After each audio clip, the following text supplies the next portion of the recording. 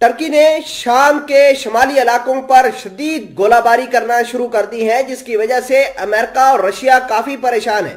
तुर्क अफवाज ने शाम के शमाली इलाकों पर शदीद फजाई हमले किए हैं और सुबह हल्ब पर गोलाबारी की है। रिपोर्ट्स के मुताबिक टर्क फौज के इस हमले में सुबह हल्ब के शेख ईसा किस्से और तल रिफत शहर के मजाफात को शदीद गोलाबारी से उड़ा दिया गया है। तल रिफत पर टर्की की फजाई और तोपखानों के हमलों को अंकारा के फौजी अब तक का सबसे ज्यादा शदीद हमला करार दे रहे हैं। ये हमले ऐसी हालत में किए जा रहे हैं कि गुज़श्ता रोज भी टर्की की फौजियों और उनसे वाबस्ता मिलिशियाज ने शाम के शमाल मगरबी इलाके अल हस्का पर गोलाबारी की थी। इन हमलों में तल बीन और अलकुजिया इलाकों को निशाना बनाया गया था, जिसमें बुनियादी तनसीबात के अलावा रिहायशी मकानात को भी शदीद नुकसान पहुंचा था। तुर्क फौज के हमले 20 नवंबर से शुरू हुए थे, जिसमें अब शिद्दत आती जा रही है।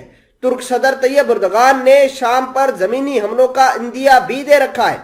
नाजरीन ग्रामी, जिसको लेकर अमेरिका और रशिया जो है वो काफी परेशान है, क्योंकि रशिया के भी इंटरेस्ट जो है वो खराब हो रहे हैं और ऐसा लग रहा है कि ये नेटो के जो दो मुल्क हैं, अमेरिका और टर्की, ये आपस में खूनी जंग करने के लिए तैयारी कर रहे हैं। खैर, इस हवाले से कुछ मजीद इंफॉर्मेशन आपको देते हैं।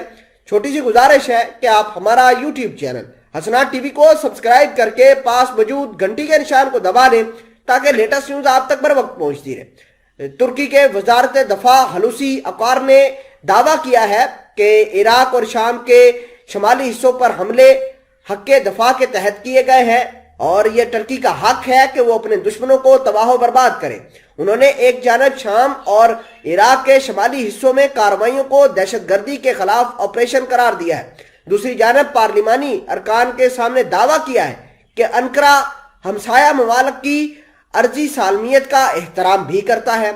ये ऐसी हालत में है कि बहुत से माहिरीन और तुर्क हुकूमत के आला ओहदेदारान पीकेके और बरसरे इक़्तिदार इंसाफ और तरक्की पार्टी के मुखालफ ग्रोह फतेह अल्लाह को इन्होंने दहशतगर्द तंजीम डिक्लेयर करके उसके ऊपर ताबड़तोड़ हमले कर रहे हैं। नाजरीन ग्रामी, इन हमलों की वजह से अमेरिका और अमेरिका के जो अलाइज हैं, जहां पर कुर्द हैं, उनको काफी नुकसान हो रहा है। नाजरीन ग्रामी, आपको यह भी बता दें कि पीछे कुछ अरसा पहले मैंने आपको खबर भी दी थी कि टर्की ने फजाई बमबारी करके अमेरिका के बेस को उड़ा दिया है और कुछ ऐसा ही अब होने जा रहा है। अमेरिका की बेसिस दोबारा टर्की की फौज के निशाने पर है, क्योंकि अमेरिका ने अपनी जो ओछी हथकंडे हैं उनसे बाज नहीं आया।